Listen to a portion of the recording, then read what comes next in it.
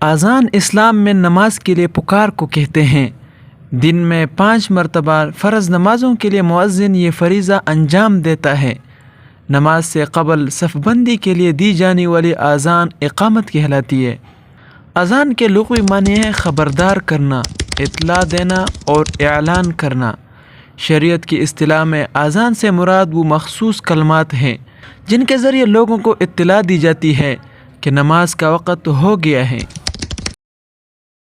سن 1 ہجری میں جب مدینہ طیبہ میں جب نماز باجماعت ادا کرنے کے لیے مسجد بنائی گئی تو ضرورت محسوس ہوئی کہ لوگوں کو جماعت کا وقت قریب ہونے کی اطلاع دینے کا کوئی خاص طریقہ اختیار کیا جائے۔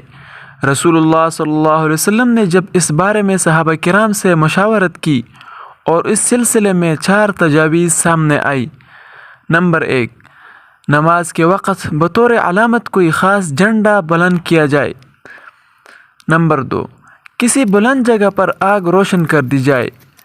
نمبر 3، یہودیوں کی طرح سینگ بجایا جائے۔ نمبر 4، مسیحیوں کی طرح ناقوس بجایا جائے۔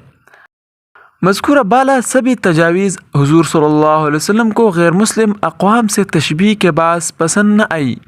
اس مسئلے میں حضور صلی اللہ علیہ وسلم اور صحابہ کرام متفکر تھے کہ اسی رات ایک انصاری صحابی حضرت عبداللہ بن زید نے خواب میں دیکھا کہ کسی نے انہیں اذان اور اقامت کے کلمات سکھائے ہیں۔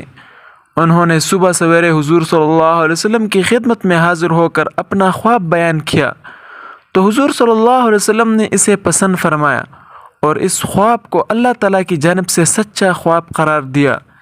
اسی قسم کے خواب بعض دوسرے صحابہ نے بھی دیکھا اور حضور صلی اللہ علیہ وسلم کو بذریعہ وحی اللہ تعالیٰ نے اذان کی تعلیم دی۔ چنانچہ اسی دن سے اذان کا نظام قائم ہے اور اس طرح حضرت بلال رضی اللہ عنہ اسلام کے پہلے مؤذن قرار پائے۔